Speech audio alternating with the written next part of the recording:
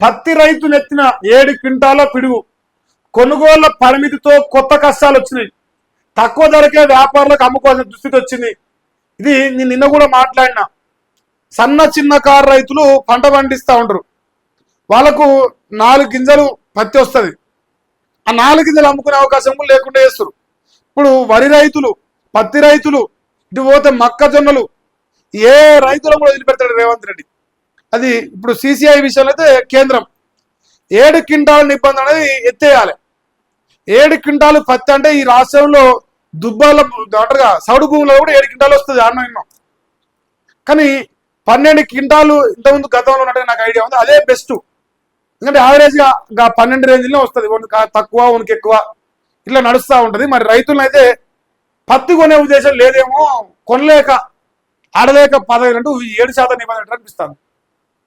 మరి కేంద్ర ప్రభుత్వం ఆలోచించాలి, మన రాష్ట్ర సర్కారు 12% తేమ శాతం రావాలని చెప్పేసి కొర్రీలు పెడతారు. 2 చేతులు జోడిస్తానని ఆయన, మీ జూబ్లీ శ్రేష్ఠ ఏట్ల పడి చావరి, మీరు గంగలో కలుస్తుంది, మాకు సంబంధం లేదు. రైతుల్ని బాధ పెట్టకు, రైతుల్ని గోస పెట్టకు. రైతులకు కావాల్సిన ఈ 12% ఇప్పుడు అనేది రాదు. వర్షం ఇట్లా గౌరవెట్టి పోతారు, గౌరవెట్టి వాన పడుతుంది పత్తి మీద. 30%, 25%, 20% తక్కువ, అసలు చచ్చినా కూడా రావు. ఇక లేకపోతే మేము కొనవు రా, మీ సన్నాసనం రా నాయన, మేము కొనము అని చెప్తేనన్నా మేము దళారులకమ్మ రూపాయి కాడనకు అమ్ముకొని ఏడుస్తాం, అట్లన్నా మేము గోసపడతాం. ఎందుకంటే కాంగ్రెస్ సర్కారు కావాల్సింది రైతు ఏడవాలి, రైతు కంటనీరు తీయాలి. అది వరి రైతు కానీ, పత్తి రైతు కానీ, జొన్నలు అనేసి ఏ రైతు అయినా కానీ. సో ఏ రైతైనా కళ్ళకెళ్ళి నీళ్లు తీస్తేనే కాంగ్రెస్ సర్కారుకు కంటి నిండా నిధులు వస్తుంది. లేదు రైతు ఏడవకపోతే కాంగ్రెస్ సర్కారు నిద్ర రాదు.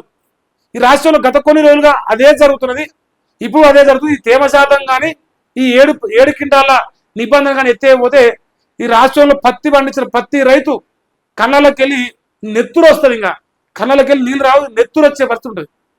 ఎందుకంటే ఒక కూలోని కాడికి పోతే వాళ్ళు 6 రూపాయలు ఎక్కువ పడతాడు, ఒక ఏమంటారుగా అరక తీసుకొచ్చుకుంటే వాళ్ళు ఎక్కువ పడతారు, ఒక ట్రాన్స్పోర్ట్ వాడితే వాళ్ళు ఎక్కువ పడతారు. ఏది పోయినా రైతుకు రూపాయి ఖర్చు ఎక్కువ వస్తుంది.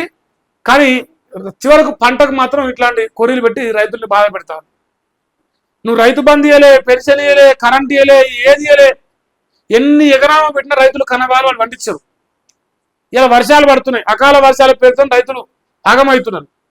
ఇన్ని రోజులేమో పంట కొనలే, కొనుగోలు కేంద్రాలు ఏర్పాటు చేయలే. ఆ వరి రైతులు అయితే కళ్ళకి వెళ్ళి నెత్తురు వస్తుంది. ఇట్లా వాళ్ళు నీళ్ళలో తడిసిన ఒడ్లు తీసి బయటేస్తూ ఉంటాయి.